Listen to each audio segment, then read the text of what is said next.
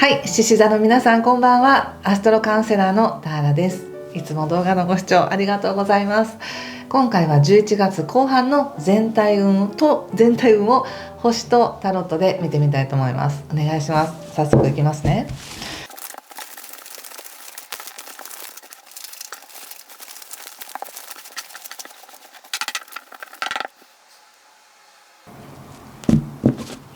はい、じゃあ一緒に見てみましょう。お願いします。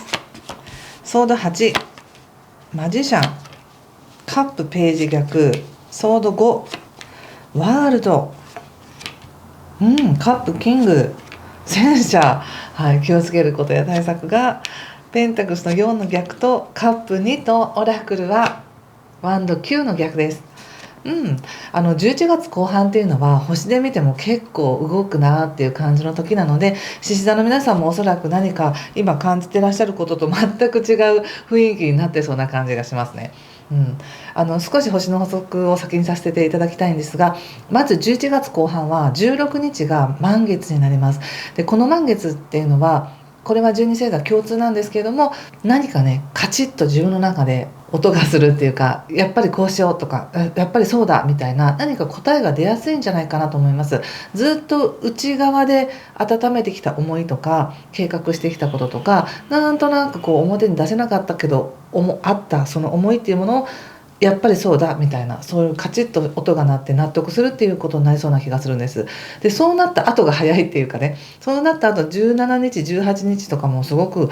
なんかこう意気揚々としてる感じですし、11月20日になると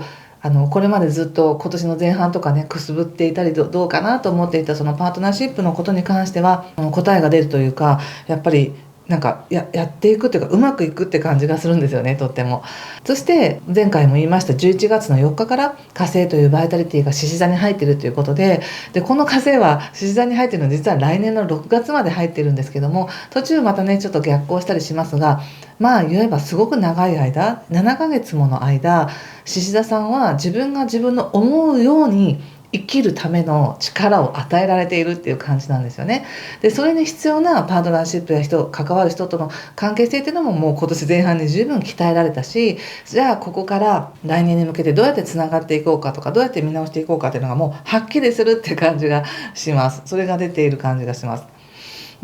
そして11月22日以降というのはね、また太陽星座が変わっていて座になるので、獅子座の皆さんはなんか本当にパーッと明るくなるっていう感じですね。やっと遊べるとかやっと楽しめるみたいな感じがあります。ただその後11月26日から水星はまた逆行しますので、11月26から12月16日までの間は少しスケジュールに余裕を持たせて変更ができるようにとか、何かメールとかねそういったものも誤解のないようにきちんと確認するっていうふうにしてください。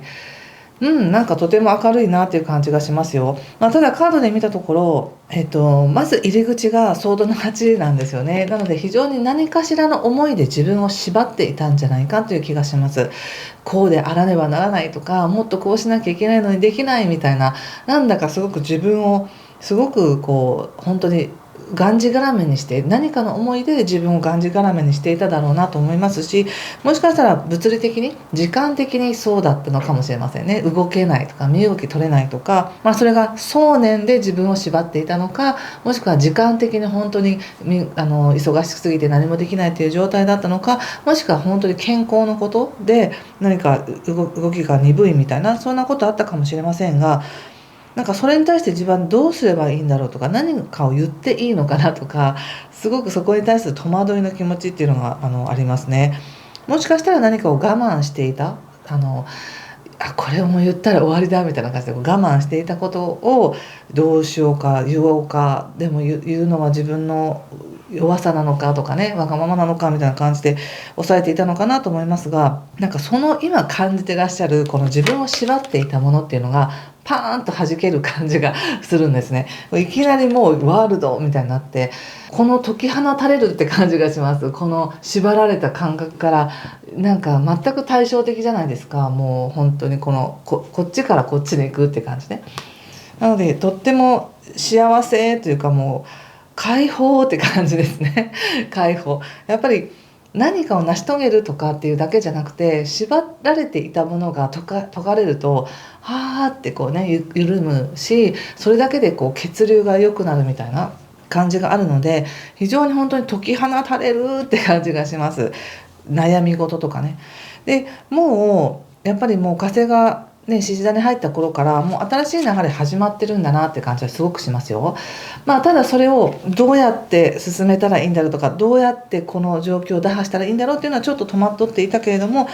なぜかわからないけど突然に世界は明るくなるって感じで出てるんですね。でおそらくこれは対策として言われてるところに影響するだろうと思うんですけども、自分がこうあらねばならないと思っていたことに関しては手放しましょうっていう感じで言われてます。もうある意味諦めましょうに近いかもしれません。いやこれだけは手放したくないんだと思っていたけど、いやもう諦めましょうみたいな、いや手放しましょうって、それは本当に今の獅子座の皆さんにふさわしいですかみたいな問いかけですね。これがないと怖いんだって思っていたけれども大丈夫ですよと、ちゃんとサポートしてくれる人がいるじゃないですかとか、ちゃんと味方になってくれる人がいるじゃないですかみたいな感じです。またね別で恋愛動画を撮りますが、非常に人間関係いい感じがしますね。でその後またねここでカップのキングというのも出ていて、すごくサポートされてる。なんだ私責められてないとか、なんだ私守られていたとか、こんなに応援されていたんだっていう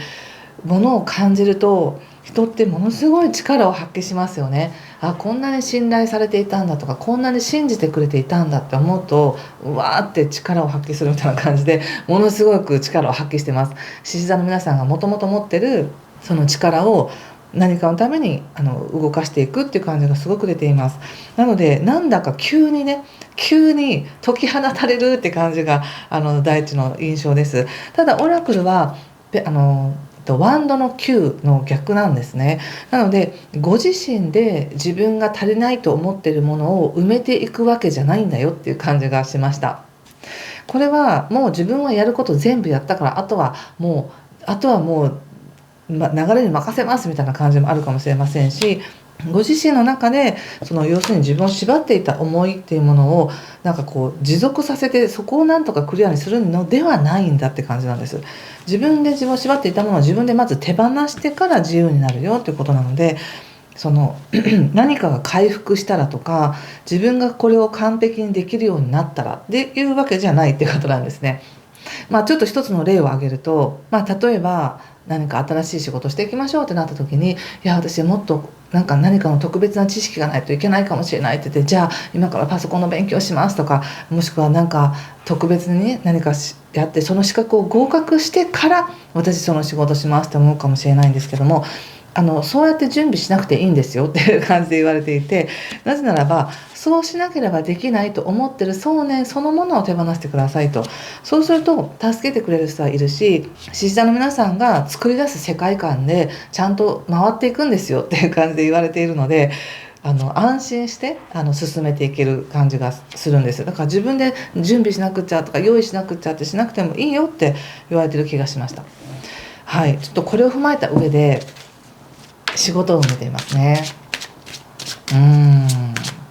もしかしたらね、お仕事でももうこの仕事なくなるんじゃないかなとか、そういうちょっとドキドキを感じながら、自分には役不足なんじゃないかなっていうのを思いながら不安に思っていた方もいらっしゃるかもしれませんが、それがもうなんか一掃するって感じで、自分だからこそできるんだこれはとか、自分のその力をちゃんと信じてもらってるんだってことが分かるみたいなね感じです。で今出したのが素晴らしいですね。ペンタクスエースにワンドの3に審判ということで、もうすごいもうポジティブエナジーが満載って感じです。これはね。仕事ってこんなのが出るってことは、やっぱりお仕事もだし人間関係もだと思うんですけど、非常にこの11月後半やはり何か切り替わるって感じがしますね。そしてやっぱ思うのは、なんか自分の価値っていうのをやっぱり信じてみようっていうね、自分にエネルギーを注いでみようっていう風な切り替えになるんじゃないかと思いますよ。誰かとの関係が変わったら私はこうなるっていう感じももちろんあるんですけど、でも仕事においては自分の価値を、自分ができることを信じていこうって、それって本当になんかお金ではねもう言い表せないぐらいの価値があるものだよねっていうことで、未知の可能性があるじゃないかって。そしてやっと温めてきたものをやっと何か形にするとか生み出すとか、そういうフェーズに入ったなって感じがします。なのでちょっとこれは11月後半ということで流れを見ていますが、おそらく、ここからね来年の前半に向けての勢いっていうのはすごいいいんだろうなと思いますよ。審査の皆さんぜひ頑張ってください。ちょっとそしてですね、人間関係見ていますね。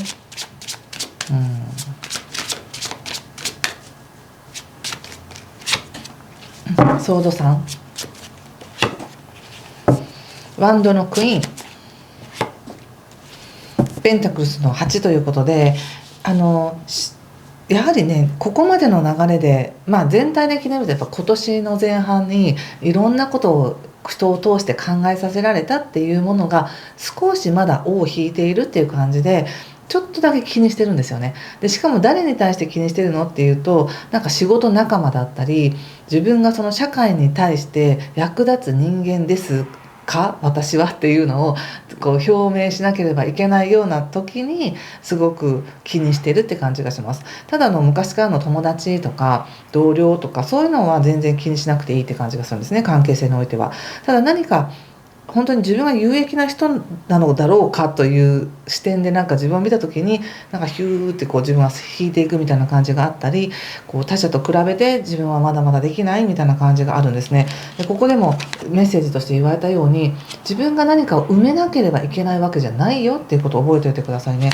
人間関係っていうので見ても、もっと私は頑張らなくちゃいけないとか、もっと自分のスキルを磨かなきゃいけない、誰かのために何かができる自分でなければならないみたいな思いがあるんですけども、人間関係って一番何が嬉しいってやっぱり関わることによって感じる感覚ですよね。こう対人人を通して感化されたりとか、何かの優しさを感じたりとか温かさを感じたりとかっていうことなので、役割とか責任を果たすことだけじゃないんですよね、人間関係って。なんかそればっかりを自分が感じて、勝手に自分が引け目に感じてるって感じがしたので、十分満たされてますから、この11月後半多分本当に何かが解き放たれて優しさがふんだんに入ってくると思うんですね。なのでそれを相手からの優しさが入ってきているのに自分は役割で返そうとするみたいな、そこだけ気をつけてみてください。十分優しさや思いやりで返していいんだよって、その方がうまくいくかもしれないですね、人間関係って。ということで最後にもう一枚引かせてください。